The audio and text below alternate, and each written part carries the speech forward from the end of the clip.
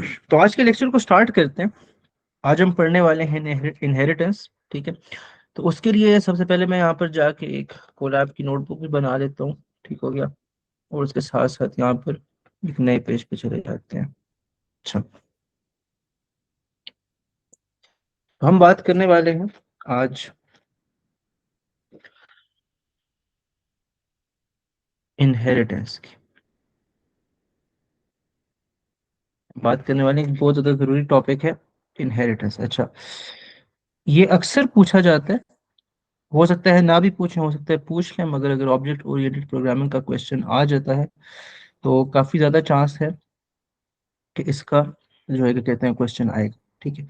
अच्छा, इनहेरिटेंस की डेफिनेशन ये है कि it is a process, it is a process, ठीक है, in which in which the attributes and methods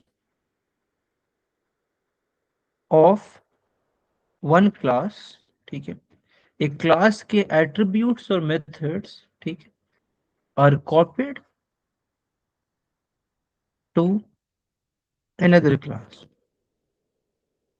अच्छा, हमने क्या कहा? हमने कहा इनहेरिटेंस एक ऐसी चीज होती है, एक ऐसा प्रोसेस है बेसिकली, जिसमें क्या होता है, जिसमें एक क्लास के एट्रीब्यूट्स, ठीक है, और मेथड्स जो है, ठीक है, एक पर्टिकुलर क्लास के, वो क्या होते हैं, वो कॉपी हो जाते हैं, वो इनहेरिट हो जाते हैं, कॉपी हो जाते हैं या इनहेरिट हो जाते हैं। किसको? एक और क्लास को। किसको? एक और क्लास को। अच्छा, इसकी मैं आपको एग्जांपल दूंगा। ठीक है, इसकी मैं आपको एग्जांपल दूंगा। फॉर एग्जांपल, मेरे पास एक पर्सन क्लास है। ठीक है, मेरे पास एक पर्सन क्लास है, जो मैं सिंपली एक रियल वर्ल्ड में पर्सन को रिप्रेजेंट करने के लिए मैंने एक क्लास बनाई है। ठीक है, जिसमें हमारे पास एट्रीब्यूट्स कुछ इस तरह के होंगे: नेम, एज, ठीक हो गया, और लेट्स से उस पर्सन की डेट ऑफ बर्थ, या डेट ऑफ बर्थ तो एज में आ जाती है, हम उसका लेट्स से वेट कर लेते हैं। ठीक हो गया। अच्छा, कुछ मेथड्स भी होंगे इसके। मेथड्स की अभी हम बात नहीं करते, हम सिर्फ एट्रीब्यूट्स की बात करते हैं। तो इस पर्सन की ये क्या है? एट्रीब्यूट्स है। इस पर्सन की ये क्या है? ये इस पर्सन के बेसिकली एट्रीब्यूट्स हैं। अच्छा, अब मेरे पास एक और क्लास है स्टूडेंट। ठीक है, ये मेरे पास पर्सन क्लास है, मैं यहाँ पर भी लिख देता हूँ। मेरे पास एक और क्लास है स्टूडेंट। अच्छा, अब आप नोट करो कि जो स्टूडेंट क्लास है, ठीक हो गया, उसमें वो वाले एट्रीब्यूट्स, वो वाले एट्रीब्यूट्स होंगे ही होंगे जो पर्सन क्लास में होते हैं। ठीक है, मतलब because a student is always a person, एक स्टूडेंट हमेशा पर्सन होगा ही होगा। तो एक स्टूडेंट के पास वो एट्रीब्यूट्स होंगे ही होंगे जो एक पर्सन के पास होते हैं, जो एक नॉर्मल पर्सन के पास होते हैं। अलॉन्ग विद दैट, एक स्टूडेंट के पास कुछ एक्स्ट्रा एट्रीब्यूट्स भी हो सकते हैं। ठीक, कुछ एक्स्ट्रा एट्रीब्यूट्स भी हो सकते हैं। फॉर एग्जाम्पल, एक स्टूडेंट के पास जो नेम का एट्रीब्यूट है वो होगा ही होगा, एज का एट्रीब्यूट होगा ही होगा, वेट का लेट्स से एट्रीब्यूट भी होगा। इसके साथ साथ कुछ और एट्रीब्यूट्स होंगे, जैसे कि उसका, उसकी क्लास क्या है, वो किस क्लास में पढ़ता है, सही है, उसका लेट्स से ग्रेड क्या है, उसके सब्जेक्ट्स क्या है। सब्जेक्ट्स लेट्स से एक एरे, एक लिस्ट हो सकती है कि उसके सब्जेक्ट्स क्या है। इस तरह और भी काफी एट्रीब्यूट्स हो सकते हैं स्टूडेंट। सिमिलरली, सिमिलरली हमारे पास लेट्स से एक और क्लास है एम्प्लॉय की। एक और क्लास किसकी? एम्प्लॉय की। अब ये जो एम्प्लॉय है, ये जो एम्प्लॉय है बेसिकली, एम्प्लॉय भी जो है क्या कहते हैं, एक पर्सन ही है, क्योंकि हर एम्प्लॉय एक पर्सन होता ही है, जाहिर सी बात है। इसका मतलब है एक एम्प्लॉय के पास वो सारे एट्रीब्यूट्स होंगे जो एक पर्सन के पास होते हैं, यानी कि एक एम्प्लॉय का नाम भी होगा, उस एम्प्लॉय की एज भी होगी, उस एम्प्लॉय का वेट भी होगा। बट इसके साथ इस एम्प्लॉय के कुछ स्पेशल कैरेक्टरिस्टिक्स होंगे, इसके कुछ स्पेशल एट्रीब्यूट होंगे, ठीक है, जो बेसिकली पर्सन के पास नहीं होंगे, क्योंकि पर्सन एक बहुत जर्नल सी क्लास है। पर्सन एक जर्नल सी क्लास है, स्टूडेंट या एम्प्लॉय बहुत स्पेसिफिक किस्म की क्लास है। लेट्स से इस एम्प्लॉय के पास एक एट्रीब्यूट है कि इसकी सैलरी कितनी है, इसकी पोजीशन कौन सी है, सही है, इसकी कंपनी का नाम क्या है, लेट्स से ये एट्रीब्यूट्स है। तो इसमें आप देखो, और यहाँ पर लेट्स से मैं एक और एट्रीब्यूट बना देता हूँ, ठीक है, एक और क्लास बना देता हूँ। यहाँ पर लेट्स से मैं एक क्लास बनाता हूँ किसकी, लेट्स से डॉक्टर की क्लास बनाता हूँ, सही है, डॉक्टर की क्लास। अब doctor is also a person, एक डॉक्टर भी एक पर्सन ही होता है, ठीक। तो डॉक्टर के पास वो एट्रीब्यूट्स होंगे ही होंगे जो एक पर्सन के पास होते हैं, ठीक है। उसके साथ साथ उस डॉक्टर के पास कुछ और एट्रीब्यूट्स भी होंगे। फॉर एग्जाम्पल कि ये डॉक्टर जो है किस हॉस्पिटल में काम करता है, ठीक है, उसका नाम हो सकता है। ये डॉक्टर जो है किस चीज में स्पेशलाइज करता है, ठीक है, मतलब स्पेसिफिकली किस फील्ड का डॉक्टर है ये। और भी इस तरह के बहुत से एट्रीब्यूट्स होंगे इस डॉक्टर के पास।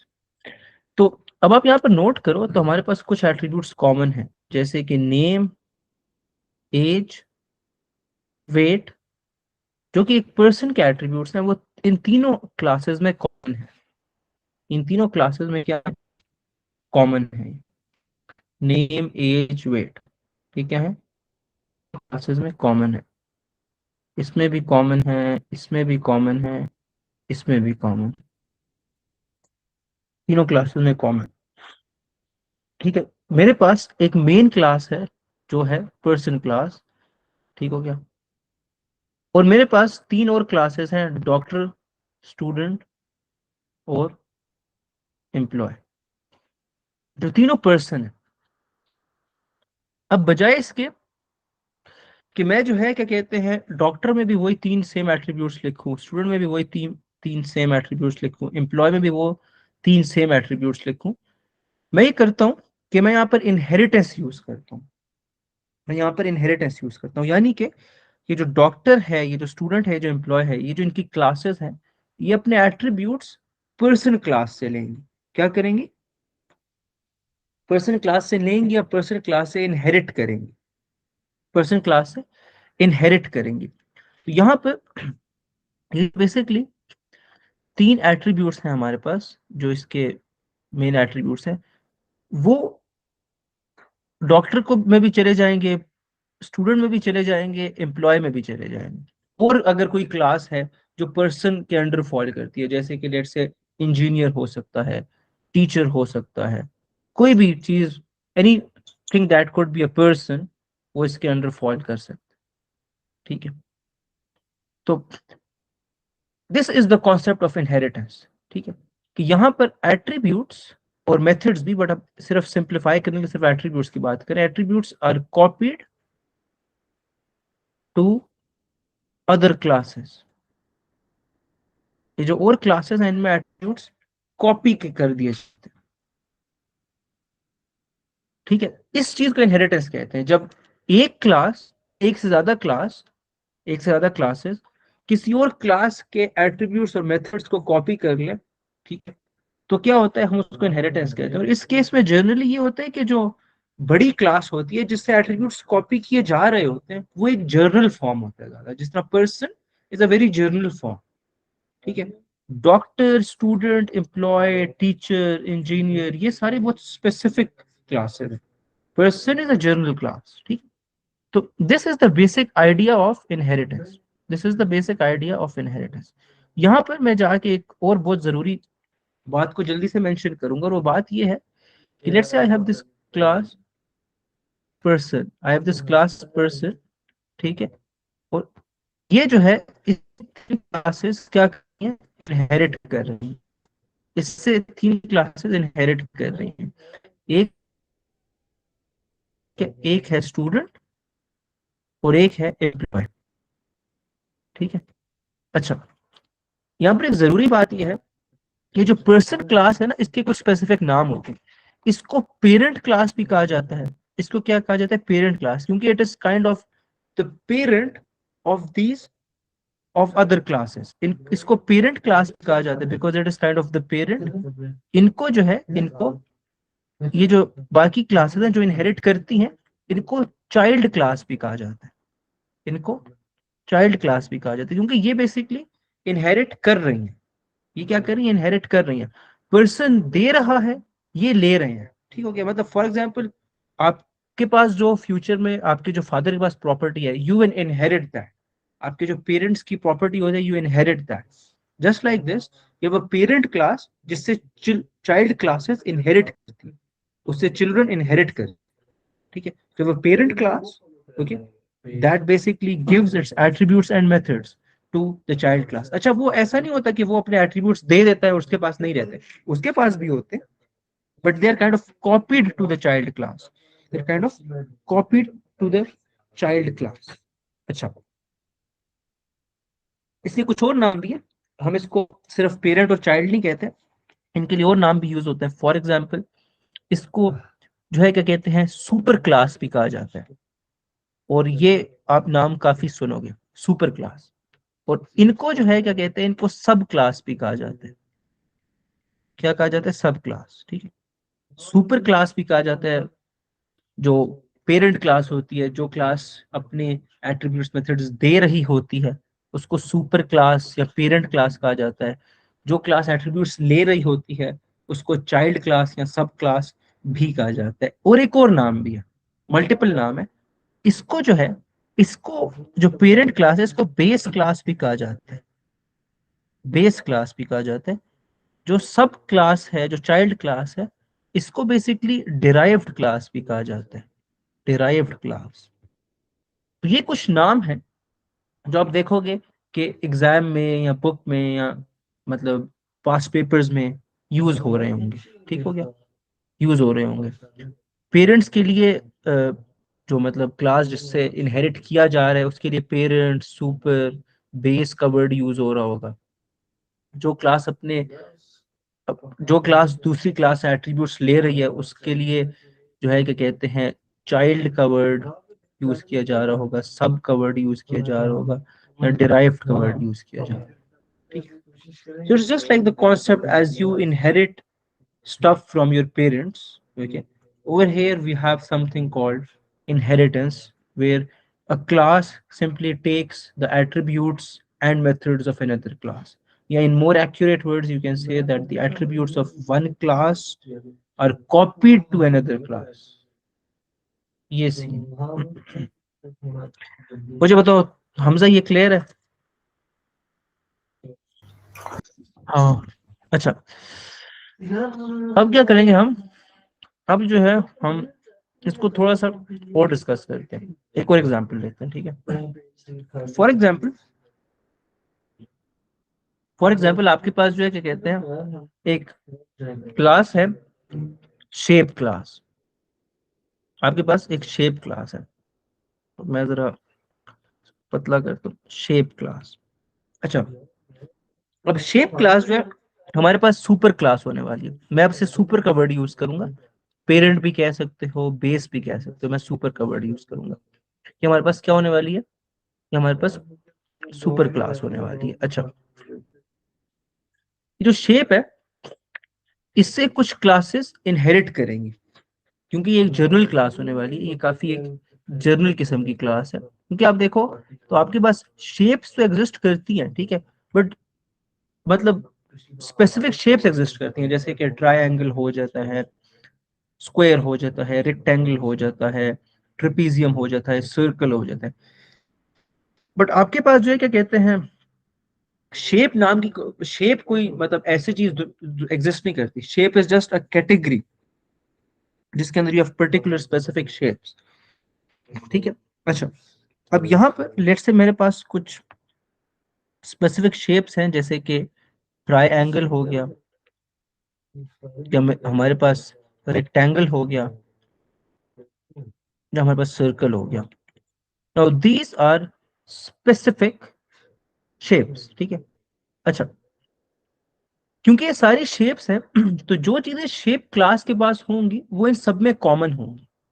फॉर एग्जाम्पल, जो हमारी शेप क्लास है, it can have attributes like area, क्योंकि हर शेप का एरिया होता है, चाहे वो ट्रायंगल हो, चाहे वो रेक्टेंगल हो, चाहे वो कुछ भी हो, उसके पास एरिया होगा ही होगा। जैसे एक ट्रायंगल है, या एक रेक्टेंगल है, या हमारे पास एक सर्कल है, इन सब का एरिया हमारे पास होगा ही होगा।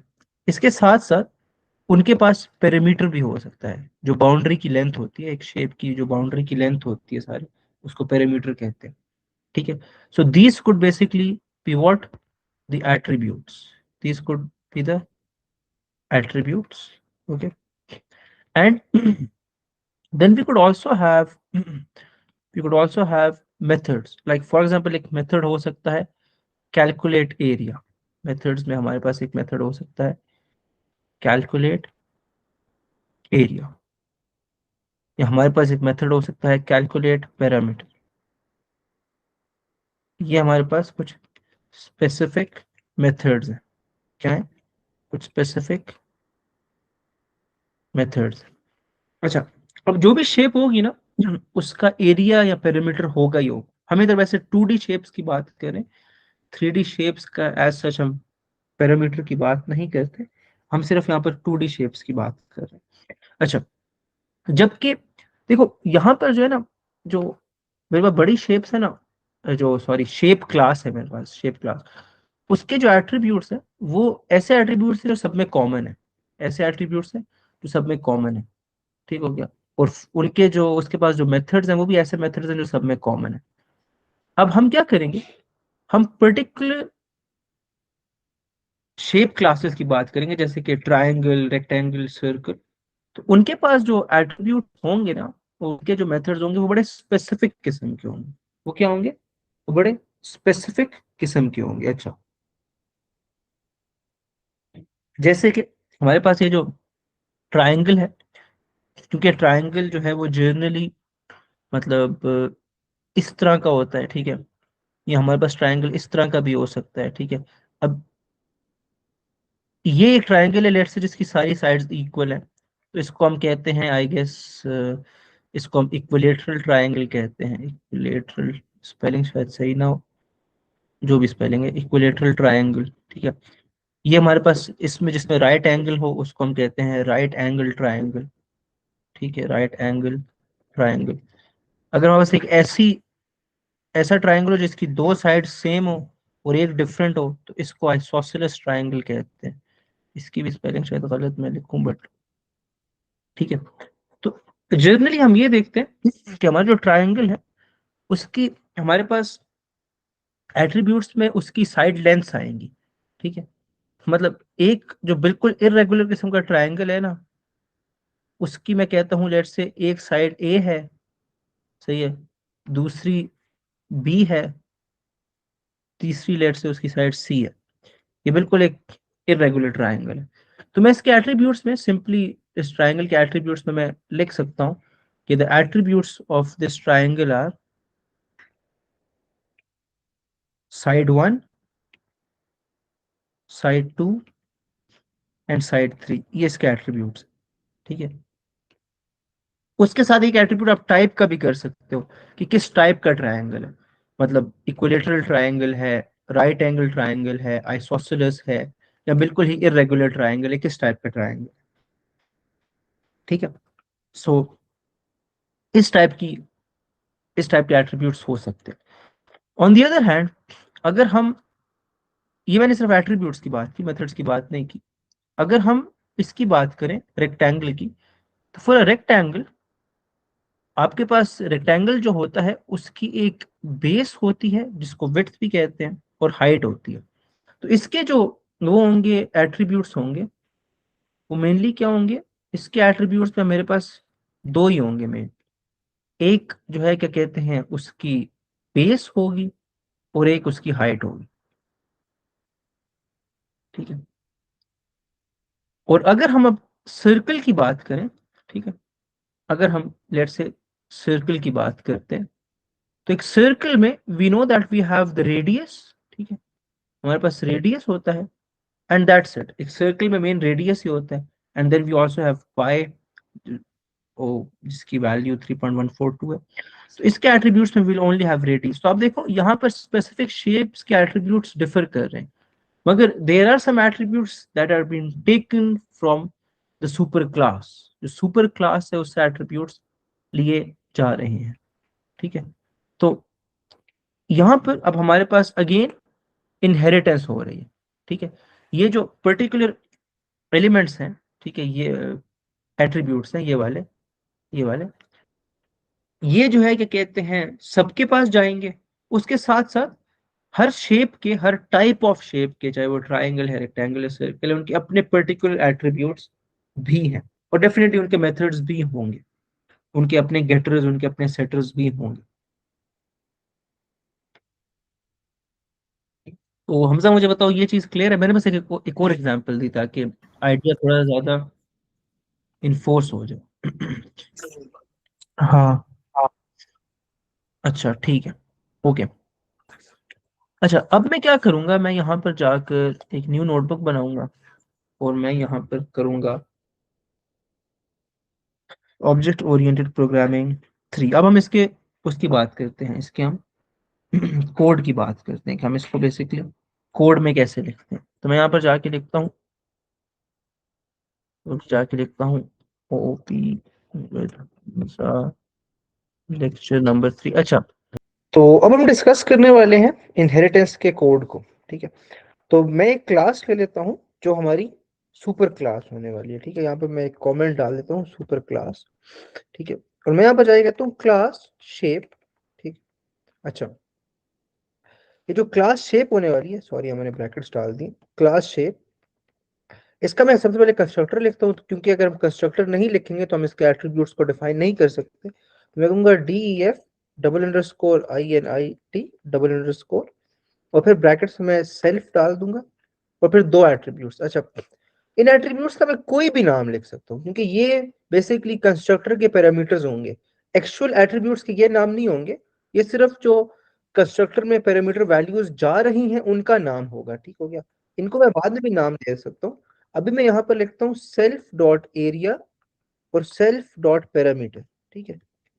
ये वो दो पैरामीटर के नाम है, एरिया और पैरामीटर क्या है, ये दो एट्रीब्यूट्स हैं, ठीक है। और ये एट्रीब्यूट्स के नाम है।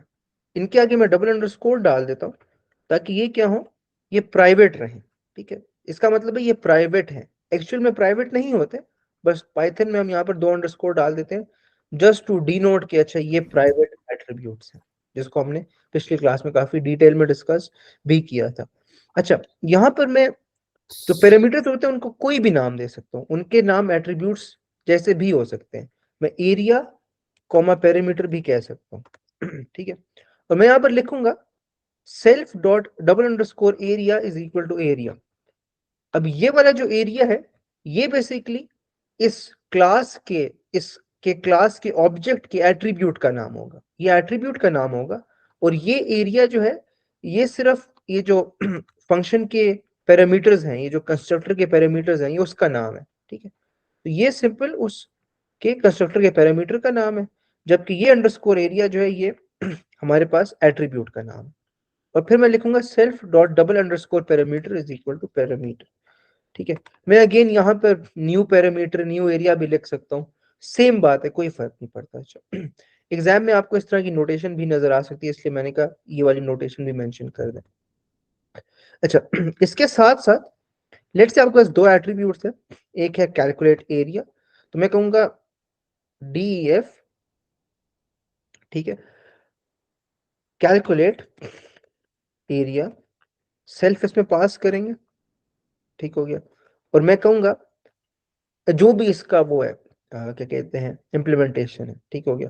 तो एरिया कैलकुलेट करके रिटर्न कर देंगे, तो I will just say area is equal to 0 and return, and it's not area, it's self dot double underscore area, and then return self dot double underscore area. यानी area को 0 पे set करके return कर दो, क्योंकि जो shape है actual में उसका कोई एरिया नहीं है, ठीक है। क्योंकि मुझे पता नहीं है कैसी शेप है, तो मैं उसका एरिया कैसे बता सकता हूँ, तो मैं सिर्फ उसको 0 करके रिटर्न कर देता हूँ।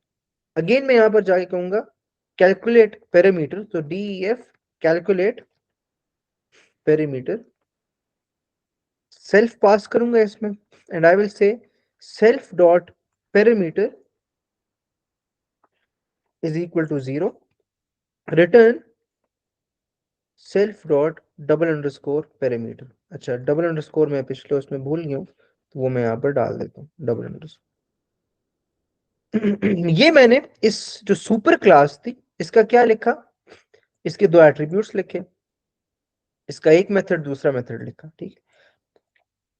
अब आप यहाँ पर इसको डायरेक्टली इनिशियलाइज नहीं कर सकते मतलब? हाँ कर सकते हैं, डायरेक्टली इनिशियलाइज भी कर सकते मतलब हैं। सीधा लिखे सेल्फ हाँ, dot directly double initialise underscore करना एरिया इसके इज इक्वल टू ज्यादा 0। बेहतर होगा। क्या हुआ? मतलब अगर हम डायरेक्टली करें और ऐसे करें, फर्क क्या है दोनों में? अच्छा, ऐसे करने में ये हो रहा है कि हम यूजर से भी एरिया और पैरामीटर ले रहे हैं जब शेप डिफाइन हो रही है, जो कि कोई इतनी अच्छी अप्रोच नहीं है। तुम जो अप्रोच कह रहे हो ज्यादा बेहतर है कि हम इनको डायरेक्टली जीरो कर दें, ठीक है। क्योंकि एरिया और पैरामीटर यूजर से लेना won't be a very good thing. मतलब जब कंस्ट्रक्टर में हम वो चीज डाल रहे हैं तो हम एक्सपेक्ट करें कि वो यूजर देगा ना। जब कंस्ट्रक्टर के पैरामीटर्स में एरिया और पैरामीटर आ रहे हैं तो इसका मतलब है हम ये यूजर से लेना चाह रहे हैं। तो मैं यहाँ से हटा देता हूँ और वो डायरेक्ट उनको 0 पे सेट करके डायरेक्ट रिटर्न कर देते हैं। क्या करते हैं, उनको डायरेक्ट रिटर्न करते हैं। यहाँ पर किया मैंने ये है कि एरिया और पैरामीटर पहले मैं कंस्ट्रक्टर में पास कर रहा था, यानी कि जब भी कंस्ट्रक्टर कॉल होगा तो एरिया और पैरामीटर साथ पास होंगे। इसका मतलब है इनकी वैल्यूज बाहर से आएंगी, यानी कि यूजर से आएंगी। तो मैंने वो खत्म कर दिया, क्योंकि एरिया पैरामीटर शेप का कैलकुलेट होना चाहिए, ना कि शेप बनाते हुए यूजर हमें बताएगा, वो हमने कैलकुलेट करके देना है। तो स्टार्ट में हमने जिस तरह तुमने कहा 0 कर दिया, एंड में जब कैलकुलेट किया उनको रिटर्न कर दिया सिंपल, ठीक है। सही है।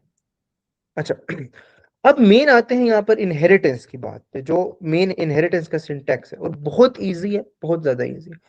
लेट्स से मैं एक शेप बनाता हूँ ट्रायंगल, ठीक है, जो इस शेप को क्या करेगी, इनहेरिट करेगी। ये जो शेप क्लास है इसे सब कुछ इनहेरिट करेगी। तो यहाँ पर जाके कहूंगा क्लास ट्रायंगल, ठीक है, क्लास ट्रायंगल।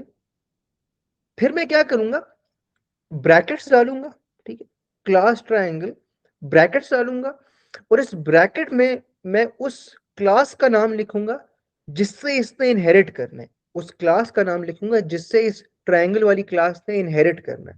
तो मैं कहूंगा क्लास ट्रायंगल और इसमें मैं शेप लिख दूंगा। तो अब क्या होगा, ये जो शेप है, शेप, इसके जो एट्रीब्यूट्स हैं और मेथड्स हैं वो ट्रायंगल क्लास में आ जाएंगे, ठीक है। तो यहां पर जाकर मैं जो है क्या कहते हैं, अब इसका कोड लिख सकता हूं, अब इसका कोड लिख सकता हूं। अभी के लिए मैं यहां पर सिर्फ पास लिख देता हूं। हमने पढ़ा था पास क्या होता है। पास हम, मतलब पास का मतलब होता है कुछ भी मत करो, मतलब कोड बाद में लिखेंगे, अभी बस यहाँ पर एरर बस मत देना, there is no code over here, मैंने सिर्फ पास लिख दिया। अब यहाँ पर हम जल्दी से एक और बात करेंगे। वो बात ये करेंगे कि जब एक क्लास का कंस्ट्रक्टर जो है नहीं बनाया जाता, ठीक है, जब एक क्लास का कंस्ट्रक्टर नहीं बनाया जाता तो इसका मतलब है उस क्लास के वैसे कोई पैरामीटर्स नहीं होते, क्योंकि पैरामीटर्स नहीं है, सॉरी एट्रीब्यूट्स, उसके कोई एट्रीब्यूट्स नहीं होते।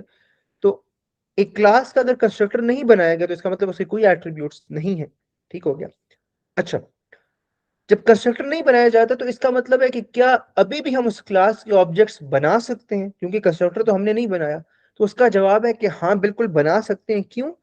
क्योंकि जो जो भी प्रोग्रामिंग लैंग्वेज होगी उसमें जब आप एक क्लास बनाते हो तो वो आपको एक डिफॉल्ट कंस्ट्रक्टर देता है साथ, जो हमें नहीं नजर आ रहा होता, और वो at the back of the program class के बनाने के साथ ही बन जाता है। और वो बहुत सिंपल सा कंस्ट्रक्टर होता है, मतलब ऐसा कंस्ट्रक्टर जिसमें कुछ भी हम पास नहीं करते। यानी कि मैं यहाँ पर अभी ये जो क्लास ट्रायंगल है इसका इस तरह करके बना सकता हूँ। मैं लेट से कहता हूँ shape 1 is equal to triangle, triangle brackets, और आगे मैंने ब्रैकेट्स में कुछ भी नहीं डाला। मैंने कंस्ट्रक्टर को यूज किया with no parameters, with no arguments, और मैंने उसको डिफाइन भी नहीं किया था।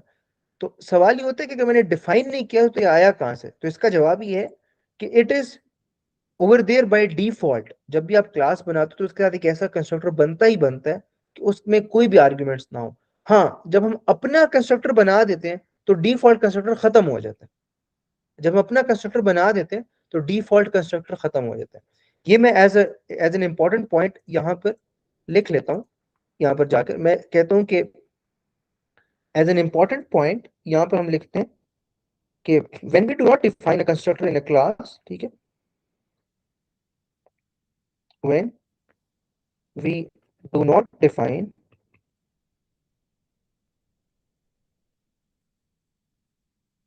The constructor in a class,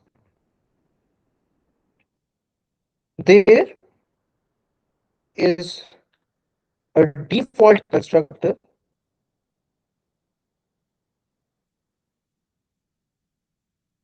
that we can use, that we can use, and it takes no arguments, and it takes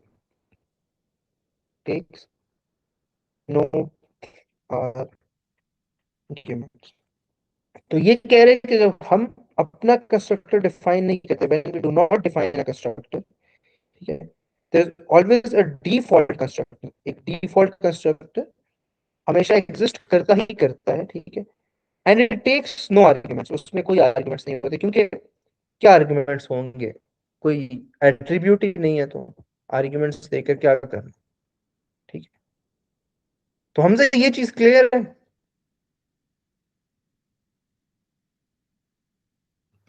हाँ। अच्छा, यहाँ पर जाके मैं कोड को रन करता हूँ और चेक करता हूँ क्या मेरा कोड सही में काम कर भी रहा है कि नहीं कर रहा, ठीक है, होपफुली करेगा, कर गया काम, ठीक है। अच्छा, अब देखो यहाँ पर मैंने कहा कि जो शेप है इससे इनहेरिट कर रहा है हमारा ट्राइंगल क्लास, ठीक है। तो मैं यहाँ पर जाके कहता हूँ शेप वन डॉट, ठीक है, और देखो यहाँ पर मुझे जब मैंने डॉट डाला तो मुझे बाय डिफॉल्ट कैलकुलेट एरिया और कैलकुलेट पैरामीटर्स के जो वो हैं मेथड वो अवेलेबल है, ठीक है। मैं कैलकुलेट एरिया को यूज करता हूँ, ठीक है। अब देखो ट्रायंगल क्लास के अंदर कोई कैलकुलेट एरिया, कोई कैलकुलेट पैरामीटर, कोई भी ऐसा मेथड नहीं है, but because it is a sub class of the shape class, ये ट्रायंगल शेप क्लास की सब क्लास है, तो शेप क्लास के जो मेथड्स थे वो इसमें आ चुके हैं, और calculate area is one of them. मैं क्या करता हूँ, मैं कहता हूँ area is equal to shape one dot calculate area, यानी कि शेप वन जो ऑब्जेक्ट है उसका कैलकुलेट एरिया मेथड कॉल करो, ठीक है, यहाँ पर, और उस जो भी रिजल्ट आता है वो एरिया में स्टोर कर दो, in the end just print the area. तो again let's see what the output is, and it is zero, the output is zero, क्योंकि जो ये एरिया है और ये पैरामीटर है, there both zeros, right, there both zeros,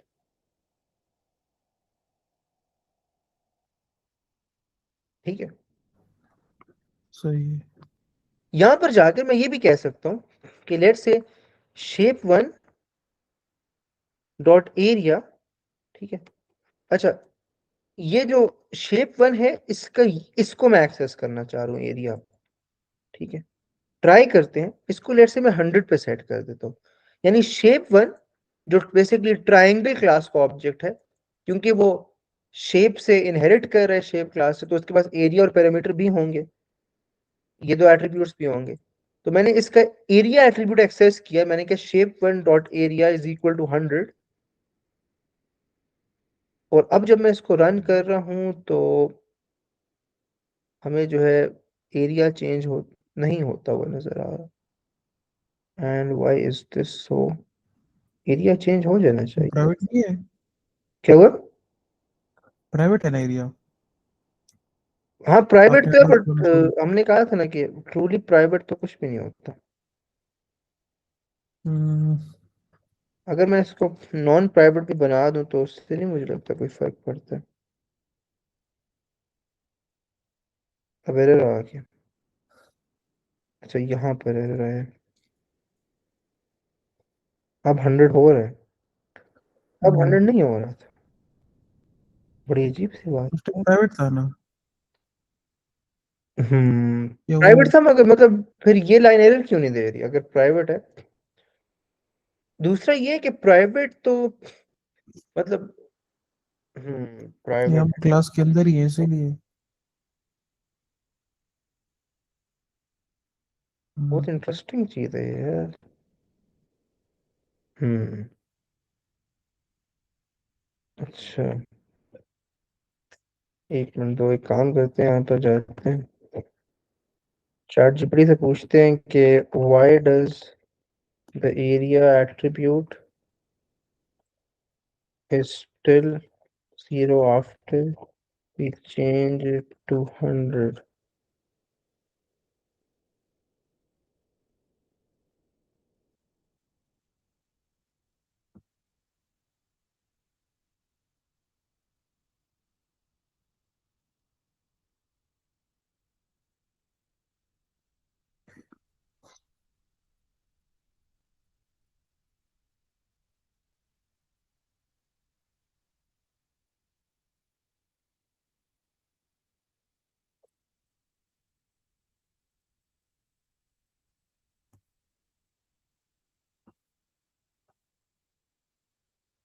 अच्छा, ये कह रहे हैं कि ये जो मेन एरिया एट्रीब्यूट है ना, अगेन ये को चीजें आउट ऑफ कोर्स जा रही हैं तो हम इसको इतना नहीं डिस्कस करेंगे, बट ये कह रहे हैं कि ये जो ये वाला एरिया है ना, इसको एक्सेस करने के लिए we have to write something like this, shape ship. One dot underscore shape, यानी पहले हमने उस क्लास का नाम भी लिखना है जो एक्चुअल क्लास है जिसका ये एरिया एट्रीब्यूट है, और फिर हाँ डबल हाँ। Underscore area. और ये कह रहे कि जब हमने इस तरह करके लिखा है ना शेप वन डॉट एरिया, तो इससे एक्चुअल वाला एरिया तो चेंज नहीं हुआ, but Python created an completely new attribute called area. Okay, हम्म तो now we have two different attributes, again it is out of course, तो इस चीज की हम बात नहीं करेंगे, but again what I was trying to say is that आप जो है क्या कहते हैं, इसके एट्रीब्यूट्स को एक्सेस भी कर सकते हो और उनको मॉडिफाई भी कर सकते हो, again if you have getters and setters तो वो ज्यादा बेहतर हो जाएगा, but this is the basic idea of inheritance. Inheritance का this is the basic idea and this is the basic code. अच्छा, यहाँ पर हमने बहुत सिंपल सी एग्जांपल देखी, ठीक है, शेप की।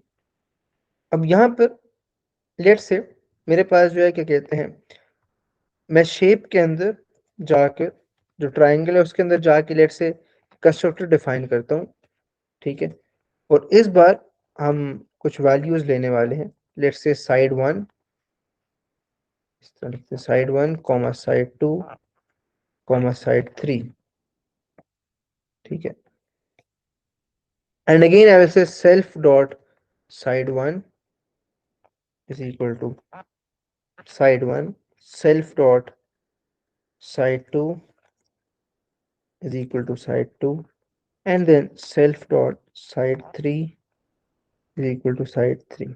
इनको मैं प्राइवेट नहीं बनाता, एज इट इज रहने देता हूँ। तो अब यहाँ पर क्या होगा, अब यहाँ पर क्या होगा कि यहाँ पर मैं जाकर जब एक triangle shape one dot triangle call करता हूँ, ठीक है, shape one is equal to triangle, इसको रन करूंगा तो I will see an error, क्योंकि वो कह रहे हैं कि it must have three positional arguments, three three arguments आपने पास करने। तो let's give it some arguments, मैं इसको आर्ग्यूमेंट्स देता हूँ, लेट्स से 6 8 10, ठीक है, ये ट्रायंगल की साइड्स हैं। अब मैं रन करूंगा तो इट विल वर्क परफेक्टली, ठीक है। अच्छा, यहाँ पर जाकर ये मैंने क्या किया, मैंने कुछ मतलब इसका अपना एक कंस्ट्रक्टर बना लिया, ठीक है, तो इसका अपना कंस्ट्रक्टर भी होगा, and then we will also have the constructor of the super class, और ये मेरे पास सब क्लास है। अच्छा, सब क्लास, अच्छा, लेट्स से मैं क्या करता हूँ, यहाँ पर जाकर, ठीक है, कुछ गेटर्स और सेटर्स बना लेता हूँ, ठीक है, मैं कहता हूँ डिफाइन गेट गेट बनाता हूँ, गेटर्स बनाता हूँ। Get area self will simply, बल्कि गेट एरिया बनाने की क्या जरूरत है? ये जो ये वाला फंक्शन है, ये बेसिकली गेट एरिया की तरह ही काम कर रहा है, कैलकुलेट एरिया, कैलकुलेट पैरामीटर, क्योंकि ये सिंपली रिटर्न कर रहा है, तो मुझे उस तरह बनाने की जरूरत नहीं है। ठीक है। अच्छा, सेट एरिया के नाम से बना ले, तो मैं कहूँगा let's say set area is equal to self and new area, and then I will say self dot double underscore area is equal to new area। सही है, तो ये एरिया सेट हो जाएगा, दैट सेट। और यहाँ पर लेट से मैं एक और वो लगाता हूँ, if new area is greater than zero only then do this. Okay, तो अगर एरिया जीरो से ग्रेटर हो तब ये करो। And then I will say define set perimeter self dot new perimeter, and then I will simply say if new parameter is greater than 0, then let's say self dot area is equal to new perimeter। Okay, that's it। अच्छा, ये तो हमसे समझ आया ना जो मैंने setters बनाए हैं यहाँ पे। ये उसी ऊपर वाले एक में नहीं कर सकते? क्या मतलब? मतलब ये जो अपने ऊपर कैलकुलेट एरिया बनाया है, हम्म, इसके अंदर इसको सेट नहीं कर सकते? कर सकते हैं, बट ये ये बेसिकली जाएगा। गेटर्स का काम कर रहे हैं ना, इसको मैं गेट एरिया कह देता हूँ। ये गेटर्स का काम कर रहे हैं। ठीक है। तो गेटर में तो सिर्फ वैल्यू रिटर्न की जाती है, सेटर में वैल्यू चेंज की जाती है, यानी न्यू वैल्यू सेट की जाती सही है। है। अच्छा, यहाँ पर जाके मैं थोड़ा सा ना, मैं एक और एग्जांपल देना नहीं चाह रहा, वो टाइम थोड़ा लग जाएगा। मैं असल में यहाँ पर आगे एक और चीज़ की बात करना चाह रहा हूँ। तो मैं यहाँ पर जाके ना शेप के अंदर एक और पैरामीटर पास करता हूँ, पैरामीटर। वो पैरामीटर ये होगा कि लेट्स से हमारे पास शेप है ना, तो अब जब शेप हम बनाते हैं तो उसका कलर कोई भी हो सकता है। ठीक है, यानी शेप की जो लाइन का कलर होता है, ठीक है, या शेप का कलर, लेट्स से मेरे पास ये एक ट्राइंगल है, तो लेट्स से ये मेरे पास ब्लैक ट्राइंगल है। ठीक है, इसी तरह लेट्स से मेरे पास अगर एक ट्राइंगल है इस तरह का, तो ये एक रेड ट्राइंगल है। ठीक है, तो I can have triangles of different colours. ठीक है, colours could also be N attribute. ठीक हो गया, ये मेरे पास येलो है। ठीक है, इस तरह से डिफरेंट कलर्स के ट्राइंगल्स हो सकते हैं, यानी डिफरेंट कलर्स की शेप्स हो सकती हैं। तो मैं यहाँ पर लिख लेता हूँ कि colour could also be an attribute, color could also be an attribute। ठीक हो गया, यानी कि शेप का कलर। ठीक है। अच्छा, तो यहाँ पर मैं लेट से कलर नाम से एक एट्रीब्यूट बनाता हूँ, और वो यूजर से हम लेते हैं, सेल्फ डॉट कलर। ठीक हो गया, इज इक्वल टू कलर। अच्छा, इसके लिए भी, इसको भी प्राइवेट बना देते हैं लेट से, और इसके लिए भी क्या कहते हैं, गेटर्स और सेटर्स बना लेते हैं। ठीक हो गया, तो I will say get colour self, I will say return self dot double underscore color, and then I will say define set color, and I will say self, इसमें मैं कहूँगा return self dot, sorry, set color में new color भी पास करना है, so I will say new color, and then I will say return if, let's say color if new color। अच्छा, यहाँ पर मैं थोड़ा सा कोड लिखता हूँ, मैं कहता हूँ if new color in the following list, अगर ये न्यू कलर इस फॉलोइंग लिस्ट में, और लेट्स से मेरे पास कुछ ही अलाउड कलर्स हैं, ब्लैक है, ब्लू है, ग्रीन है, रेड है, येलो है, और लेट्स से मेरे पास वाइट है. If it is in this, only then set it to. So only then say self dot double underscore color is equal to new color. यानी कि अगर जो न्यू कलर यूजर दे वो इनमें से किसी एक में हो, यानी इनमें से कोई एक हो, या ब्लैक हो, ब्लू हो, ग्रीन हो, रेड हो, येलो हो, तभी उसको सेट करना, वरना कुछ भी ना करना. So it is a way to restrict के कलर्स सिर्फ इनमें से कोई सेट किए जा सकते. ये तो समझ आया ना हमसे मैंने सेटर कैसे बनाया है. हाँ, चलो गुड है. वैसे तो मतलब रिटर्न होगा ना, जो गेट सेल्फ कलर है वही. इसमें रिटर्न होगा, हाँ, वैसे उधर होगा. इसमें सेट होगा. सही है. अच्छा, तो थोड़ी सी हमने क्लास को एक्सटेंड कर दिया, बट ये हमारी क्लास है. अच्छा अब देखो, एक बात है, यहां पर जाके ना जब मैं रन करूंगा ना, तो मेरा कोड बिल्कुल सही रन हो गया. यहां पर मैं जाके काम करता हूं, मैं कहता हूं शेप वन जो ट्राइंगल है, मैं कहता हूं shape one dot gate colour. ठीक है, शेप वन, ये जो मेरे पास शेप है इसका कलर गेट करो. ठीक है, यानी कि ये शेप वन बेसिकली एक ट्राइंगल है, but it also has all of the attributes from this, and it also has all of the attributes from basically all of the methods from this class. अच्छा, मैं यहाँ पर जाके कहता हूँ shape1 dot gate colour, और उसको मैं प्रिंट भी कर देता हूँ. Let's see what happens. ठीक है, देखते हैं क्या होगा. एरर आ गया. देखो, मैंने ना यहाँ पर जब कंस्ट्रक्टर डिफाइन किया ना ट्राइंगल का, तो उसमें मैंने तीन चीजें पास की, तीनों साइड उनको सेट कर दिया. अब हम ये डिस्कस करते हैं कि एरर क्यों आया है बेसिकली. अच्छा, तो यहाँ पर देखो बेसिकली क्या हो रहा है कि मेरे पास ट्रायंगल क्लास है, उसका कंस्ट्रक्टर है, उसमें मैं तीन चीजें जो है क्या कहते हैं सेट कर रहा हूँ, उसके तीन एट्रीब्यूट सेट कर रहा हूँ. एरर मुझे कह रहा है, एट्रीब्यूट एरर आया, और कह रहा है triangle object has no attribute shape colour.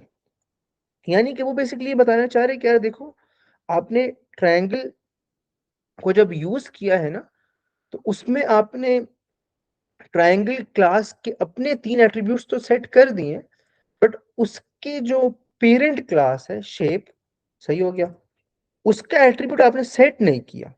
ठीक है, उसका एट्रीब्यूट आपने सेट नहीं किया, मतलब ये जो कलर है, एरिया और पेरीमीटर तो सेट हुए हुए ना, बट ये जो कलर है ये हमने सेट नहीं किया, जबकि ट्रायंगल के पास ये कलर एट्रीब्यूट भी है, क्योंकि वो शेप से इसको इनहेरिट कर रहा है, उसके पास एक कलर एट्रीब्यूट भी है, बट वो कह रहे कि इसको तो आपने स्पेसिफाई ही नहीं किया, इसको कोई वैल्यू ही नहीं दी, तो वो कह रहे हैं कि यहाँ पर it has no attribute shape dot colour, वो तो उसके पास इस एट्रीब्यूट की कोई वैल्यू ही नहीं है. तो यहाँ पर हमें क्या करना पड़ेगा, हमें यहाँ पर ट्राइंगल का जो कंस्ट्रक्टर होगा ना, उसके अंदर वो एट्रीब्यूट्स भी लेने पड़ेंगे एज पैरामीटर्स, सही है, उनकी वैल्यू भी लेनी पड़ेगी जो बेसिकली उसके पेरेंट के एट्रीब्यूट्स हैं. क्योंकि जब हम ट्रायंगल की क्लास से एक ऑब्जेक्ट बना रहे होंगे, ट्रायंगल की क्लास एक ऑब्जेक्ट बना रहे होंगे, तो हमें ट्रायंगल क्लास के अपने एट्रीब्यूट्स और उसकी जो पेरेंट क्लास है उसके एट्रीब्यूट्स दोनों को डिफाइन करना है ना. इधर तो हम सिर्फ ट्रायंगल क्लास के अपने एट्रीब्यूट्स को डिफाइन कर रहे हैं, तो मैं यहाँ पर जाकर कहूंगा side three dot colour comma colour, sorry, colour मैंने एज अ पैरामीटर भी ले लिया. ठीक है, और लेट से यहाँ पर मैं कॉल करते वक्त यहाँ पर ब्लैक ऐड कर देता हूँ. ठीक है, मैंने यहाँ पर जो ऑब्जेक्ट को जब मैं बना रहा था उधर मैंने ब्लैक ऐड कर दिया. ठीक है, मैंने कंस्ट्रक्टर के पैरामीटर में भी कलर ऐड कर दिया, और कंस्ट्रक्टर को कॉल करते वक्त भी वहां पर एज एन आर्ग्यूमेंट भी ब्लैक ऐड कर दिया. अब अगली बात ये है कि इसके अंदर जो है क्या कहते हैं, मैं कैसे जो है क्या कहते हैं ये जो शेप मेरे पास क्लास है इसके कंस्ट्रक्टर को यूज करूं. मतलब देखो, ये जो कलर एक एट्रीब्यूट है, ये किसका, शेप का है. ठीक है, और ये कहां पर डिफाइन होगा, ये शेप का जो अपना कंस्ट्रक्टर है उसी में ही डिफाइन होगा, राइट, उसी में ही डिफाइन होगा.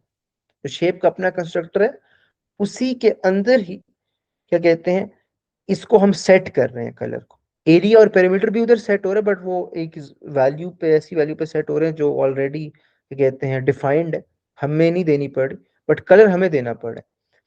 तो मैं ये करूंगा, मैं कहूंगा कि यार जो इस ट्रायंगल क्लास के एट्रीब्यूट्स हैं वो तो मैं यहाँ पर सेट कर लेता हूँ, जो इसकी सुपर क्लास यानी कि जो शेप क्लास के एट्रीब्यूट्स हैं वो मैं उसका कंस्ट्रक्टर बुला लेता हूँ शेप क्लास का, सही है, उसमें खुद ब खुद ही सेट हो जाएंगे। कैसे, अभी मैं आपको दिखाता हूँ। मैं यहाँ पर जाके कहूंगा, यहाँ पर जाके कहूंगा सुपर और आगे ब्रैकेट्स डाल दूंगा। सुपर और ब्रैकेट्स डालने से क्या होता है, अब आप जो है क्या कहते हैं, जो अभी करंट क्लास जिसमें आप हो, जो कि ट्रायंगल क्लास है, उसकी सुपर क्लास को रेफर कर रहे हैं। ये सुपर एक ऐसा कीवर्ड है जो आप यूज करते हो एक क्लास की सुपर क्लास को रेफर करने के लिए। तो आप कहोगे सुपर, आगे आप ब्रैकेट्स डालोगे, ठीक है, यानी सुपर क्लास जो है इस केस में जो शेप क्लास है, डॉट डॉट डाल के उसके कंस्ट्रक्टर को कॉल करोगे। कंस्ट्रक्टर का क्या नाम होता है, उसका नाम होता है double underscore INIT double underscore, यानी कि जो ट्रायंगल की सुपर क्लास है उसके कंस्ट्रक्टर को कॉल करो, आगे इसमें ब्रैकेट्स डालो, ठीक है, और इसके अंदर कंस्ट्रक्टर जो जो आर्ग्यूमेंट्स ले रहा है वो दे दो। अब सुपर क्लास का कंस्ट्रक्टर यानी कि शेप क्लास का कंस्ट्रक्टर सिर्फ एक आर्ग्यूमेंट ले रहा है, कलर, तो वो हम पास कर देते हैं। वो हमें पास करने के लिए वो हमें लेना भी पड़ेगा, यहाँ पे we need to take it in our constructor, ठीक है, इन दिस कंस्ट्रक्टर, ये जो ट्रायंगल क्लास का कंस्ट्रक्टर है। तो मैं यहाँ पर कलर लिखूंगा, तो होगा क्या कि ये जो कलर हमने लिया था ना, ये जाके सुपर क्लास के कंस्ट्रक्टर में चला जाएगा और वहां पर सेट हो जाएगा, एरिया और पैरामीटर भी वहां पर 0 हो जाएंगे, और बाकी जो इस क्लास के एट्रीब्यूट्स हैं वो इधर सेट हो जाएंगे। तो यहां पर this basically sets values for of attributes of the super class, और यहां पर हम क्या कर रहे हैं, we are setting values for और of attributes of this class, that's it. तो हमेशा हम सुपर क्लास के एट्रीब्यूट्स को सेट करने के लिए सुपर का कीवर्ड लिखते हैं, उसके आगे उसका कंस्ट्रक्टर लिखते हैं, और जितने भी आर्ग्यूमेंट्स सुपर को चाहिए होते हैं वो उसमें पास कर देते हैं, उससे कंस्ट्रक्टर को चाहिए होते हैं वो पास कर देते हैं, और बाकी जो अपनी क्लास के एट्रीब्यूट्स होते हैं उनको एज इट इज इस तरह डिफाइन कर लेते हैं। यहां पर जाकर अब जब मैं इसको रन करूंगा तो मेरा कोड बिल्कुल ठीक काम कर रहा है, ठीक है, क्योंकि मैंने शेप वन ऑब्जेक्ट जब बनाया तो ट्रायंगल में मैंने 3 वैल्यूज के साथ साथ ब्लैक कलर को भी पास किया, और मैंने जब उसके गेट कलर को किया तो now it knows that there is a colour called black. तो यहां पर आप अपने सुपर में ये वो वाला कॉल करके उसमें कलर को अपने कॉल किया ना? जी बिल्कुल, यहां पर सही है। ये यहां पर डायरेक्ट मैं नहीं हो सकता, मतलब जैसे आपने दूसरा लिखा था वैसे भी नहीं हो सकता? किस तरह, मतलब ये जैसे आपने नीचे लिखा है ना, self dot side one is equal to अच्छा, साइड वन। इस तरह अगर हम ट्राई करेंगे, ठीक है, मैं कहूंगा self dot colour, let's say colour is equal to colour, try करते हैं क्या होता है, ठीक है, इस तरह ट्राई करके देखते हैं, रन करेंगे, हमारे पास एरर आ गया। अच्छा, अगेन यहां पर जब हमने ये कलर बनाया ना तो अब थोड़ी डुप्लीकेशन हो गई है। डुप्लीकेशन कैसे हुई है कि ये वाला जो कलर है ना, ये वाला कलर, ये ट्रायंगल का अपना एट्रीब्यूट है, और ये वाला जो कलर है ना, ये वाला कलर, ये शेप हाँ क्लास हाँ। का एट्रीब्यूट है। तो ये कि नाम तो अच्छा अच्छा। बेशक इनका सेम है, बट ये दो डिफरेंट एट्रीब्यूट्स हैं। क्यों? क्योंकि यहां पर जो सेल्फ है, सेल्फ डॉट कलर में जो सेल्फ है, ये ट्रायंगल की बात हो रही है, यहां पर जो सेल्फ है वो शेप की बात हो रही है। तो इस ये बेसिकली है अंडरस्कोर शेप डॉट कलर, ये अंडरस्कोर शेप डॉट कलर है। ये वाला जो कलर है ना, ये है underscore triangle.color। Triangle dot colour, बिल्कुल। तो या मतलब ये जो ट्रायंगल सुपर क्लास का जो फंक्शन कलर, है, ये हम बस शेप शेप वाला जो कलर था उसको हम कॉल कर रहे हैं उधर, उसके लिए यूज होता है। बिल्कुल, हाँ बिल्कुल। ठीक है। अच्छा, किसी तो किसी यहाँ और पर फंक्शन से, मतलब किसी को कॉल करने के लिए हम सुपर फंक्शन यूज करते हैं? फिर से बताओ ये बात। मतलब दूसरे, मतलब अब जो कलर है इधर भी हमने कलर लिखा है, तो वो तो दोनों सेम हुई है। तो हम ये जो ऊपर हमने जो दूसरा था हमारा शेप वाला, शेप क्लास जो है, उस हम्म, मतलब उस उसमें जो कलर है वो हम ट्रायंगल क्लास में हम उसको वो ला रहे हैं ना, ला रहे हैं। बिल्कुल, हाँ। मतलब ट्रायंगल क्लास के कंस्ट्रक्टर के थ्रू उसको भी सेट कर रहे हैं। कैसे? ठीक। Super triangle class. को कॉल करके, उसके कंस्ट्रक्टर को कॉल करके। ठीक है। अच्छा, यहाँ पर बड़ी जरूरी एक बात है, मैं पहले यहाँ पर लिख लेता हूँ कि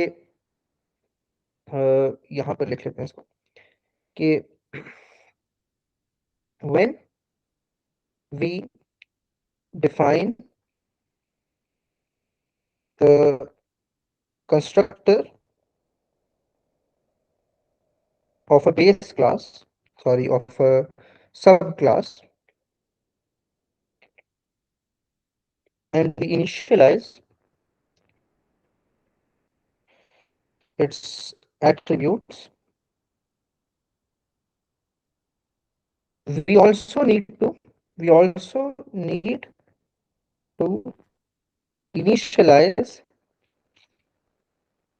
the attributes of the superclass. For this, for this, we call the constructor of the superclass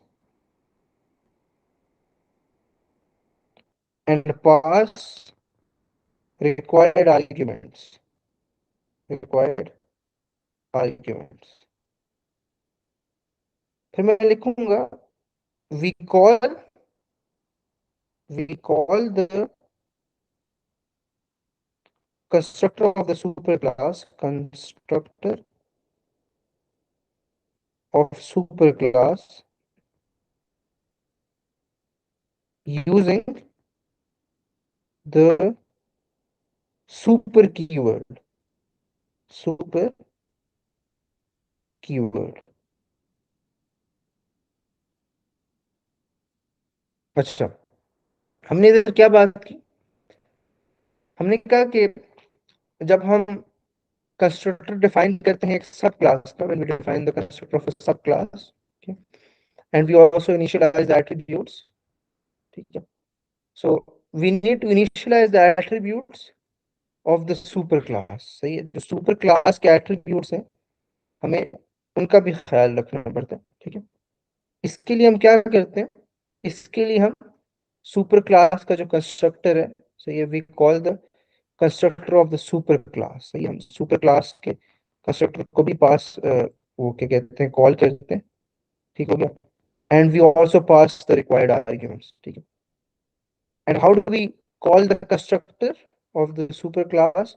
by passing the super by using the super keyword, ठीक है, जो भी हमने एग्जैक्ट जो भी हमने बात की, ठीक है, जो बात अभी हमने की वो, ठीक हो गया। अच्छा, एक और मजे की बात है, वो मजे की बात ये है कि हम जो है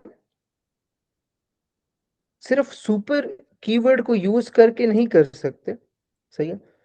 मतलब एक क्लास के कंस्ट्रक्टर को, एक सुपर क्लास के कंस्ट्रक्टर को एक्सेस करने का तरीका सिर्फ ये नहीं है कि मैं सुपर का कीवर्ड यूज करूं। जनरली इट इज बेटर कि आप सुपर का कीवर्ड यूज करो, बट इसका एक और तरीका भी है, और वो तरीका ये है कि आप डायरेक्टली सुपर की जगह उस क्लास का नाम लिख लो। आप डायरेक्टली सुपर की जगह क्या करो, आप उस क्लास का नाम लिख लो। और यहाँ पर अभी हम वही करने वाले हैं हम। एज इट इज क्या करेंगे, उस क्लास का नाम लिख लेंगे। मैं भी आपको ये चीज शो करके दिखाता हूँ। ठीक हो गया। यहाँ पर मैं लिखूंगा सुपर की जगह मैं लिखूंगा shape dot $INIT double underscore और कलर। यानी कि शेप जो क्लास है उसका कंस्ट्रक्टर, उसमें कलर पास कर दो। अब मैं जब कोड को रन करूंगा तो यहाँ पर एरर आ गया है। हम्म ये बस मैं कलर मैंने दिया है ना, आई गेस इसमें अ, हम्म, इसमें कहीं सेल्फ का कीवर्ड भी आना चाहिए। नहीं, सेल्फ का कीवर्ड यहाँ पर आना चाहिए। असल में ये सिंटेक्स बुक में दिया गया। हम्म, फिर ये सिंटेक्स काम क्यों नहीं कर रहा अगर ये बुक में दिया गया है सिंटेक्स? फिर सिंटेक्स को काम करना चाहिए। अच्छा हाँ, यहाँ पर आपने सेल्फ भी पास करना होता है। अब काम करेगा। अच्छा, ये थोड़ा सा आप कंफ्यूज हो गए होगे, ठीक है। बट यहाँ पर मैंने क्या किया, मैंने शेप का, ये कहते हैं, शेप को भी पास किया। सॉरी, सुपर की जगह मैंने शेप यूज किया। ठीक हो गया। और उसके साथ साथ मैंने कंस्ट्रक्टर को कॉल करते हुए यहाँ पर I need to pass the self keyword as well. Okay, I need to pass the self keyword as well. Okay. अच्छा, आप चाहो तो सेल्फ सिंपली जो शेप सुपर का में कीवर्ड। सेल्फ आपने पास किया हुआ है, क्या हुआ? ये सेल्फ जो आपने पास किया है ना, हम्म। ये जो शेप में आपने सेल्फ कलर लिखा है, ये वो वाला मतलब उधर से कॉल हुआ ये? शेप के अंदर जो ये जो सेल्फ है ना, ये ये जो ऊपर ट्रायंगल का सेल्फ अपना है ना? सेल्फ है। अच्छा अच्छा, ट्रायंगल ठीक का है। सेल्फ है। हाँ। सही। अच्छा, अब सवाल यहाँ पर पैदा होता है। ठीक है, सवाल यहाँ पर पैदा होता है कि क्यों पास किया हमने सेल्फ। ठीक है, हमने सेल्फ तो पास कर दिया, ठीक है। बट द क्वेश्चन इज कि यहाँ पर हमने सेल्फ क्यों पास किया। मैं डायरेक्टली क्यों नहीं कह सकता कि शेप जो क्लास है, ठीक है, उसका कंस्ट्रक्टर लो, कंस्ट्रक्टर को कॉल करो। ठीक हो गया। और उसमें जो है कलर पास कर दो। ठीक हो गया। अच्छा, क्वेश्चन ये है कि क्यों हमने सेल्फ पास किया। ठीक हो गया।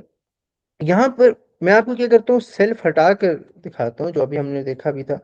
हमने जब रन किया तो हमें वो कह रहा था कि it is missing one argument.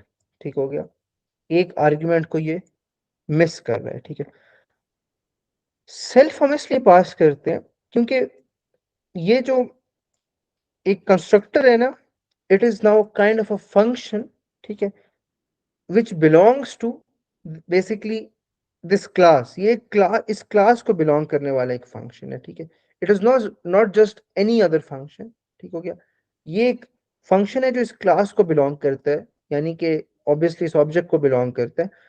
तो जब भी हम ऐसा कुछ करते हैं कि हम एक ऑब्जेक्ट का फंक्शन यूज करें या उसको मतलब बेसिकली यहाँ पर कॉल करें, तो हमें उसमें सेल्फ को पास करना ही करना हो। ठीक है, तो डायरेक्टली हम उसको अगर हमने कॉल करना है तो we need to pass self. But again it is preferred कि आप सुपर वाला सिंटेक्स यूज करो। इट इज ज्यादा अच्छा है, ज्यादा मॉडर्न है। एग्जाम्स में भी आपको यही वाला दिखेगा। बुक में ऑल दो ये वाला सिंटेक्स भी यूज हुआ है, बट बेहतर है कि आप ये सुपर वाला सिंटेक्स यूज करो। हमजा, मुझे बताओ ये क्लियर है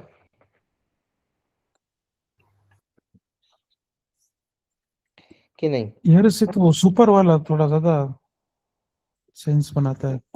हाँ ना, ये तो अजीब सा यहाँ पर मतलब सेंस नहीं बना रहा। बात ठीक है कि ये सेल्फ यहाँ पर क्यों पास किया हुआ है। हाँ ना, ये सिर्फ तो ट्रायंगल का है, फिर ये इधर पास हो रहा हम्म।